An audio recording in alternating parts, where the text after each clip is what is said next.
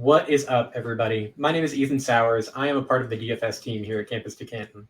We have a new video format that we are trying out this year called Flex or Fade, where we, myself and Chris K, go ahead and break down one of the highly touted players on this slate and tell you whether or not we will be playing him or whether we will be passing on him, whether we are going to flex him or whether we're going to fade him. This week, we have Caleb Williams, the defending Heisman Trophy winner, the quarterback for USC, and the most expensive player on the DraftKings slate this week. He comes in at $9,900, which is $1,400 more than the next closest starting quarterback. I'm going to make the argument this week that you should fade Caleb Williams. So, like I said, he's $1,400 more than the next starting quarterback. He's $2,500 more than Diego Pavia, who scored 54.1 fantasy points last year against Liberty. That's a one-game total. That one game was higher than any game that Caleb Williams put up last year. So all of that to say, Diego Pavia has a ceiling that, historically, from this small sample size that we have of both quarterbacks, is higher than Caleb Williams. Now, Vegas does favor USC quite a bit in this game, and they should put up the most points out of any team on the slate. But that is no guarantee that Caleb Williams is going to be the vehicle for those scores. In a similar game last year, USC played Fresno State, another Mountain West team like San Jose State, and Caleb threw for 284 yards, 2 touchdowns, and he ran for 2 touchdowns. It's a pretty good game. That being said, he only put up 31.36 fantasy points overall.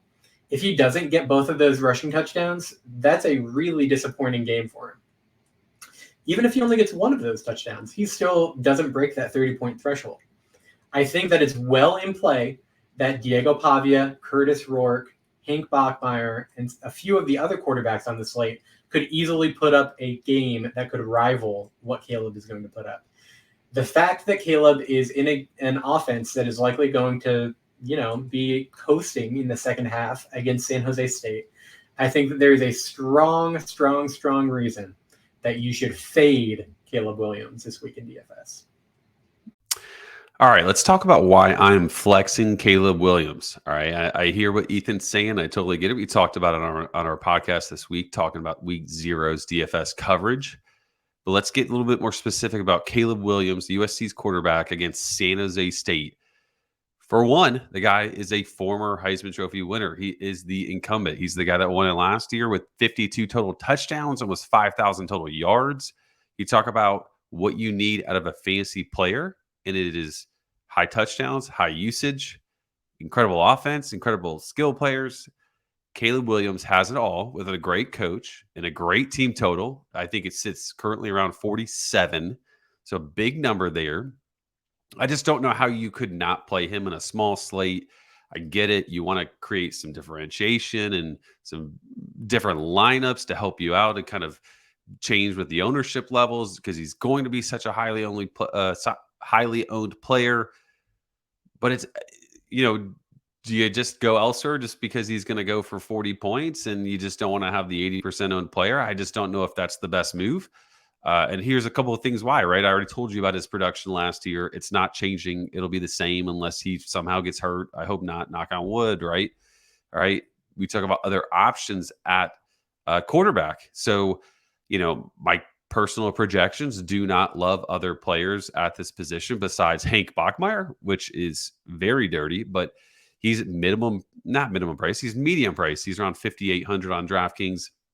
Other than that, it's just not a lot of great options for my projections. Diego Pavia is priced aggressively. We do like him with mine, but that's a high price, 7,400.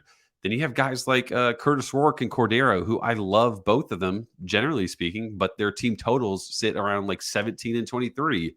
So those are very tough numbers to have. Cordero's going to be missing some guys. Rourke isn't a runner. He's coming off of a knee injury that's going to be really hampering him. And then look at other positions. So you want to look at where you can find some cheaper players to make Caleb fit quite easily. You can do that. Will Shepard's $5K. Cedric Alexander's $3.7K. Gillespie's $4,600. If Lockhart somehow plays, he's cheap. Smoke Harris is a great option, not going to break the bank. I've talked about San Diego State receivers that are, options that make sense.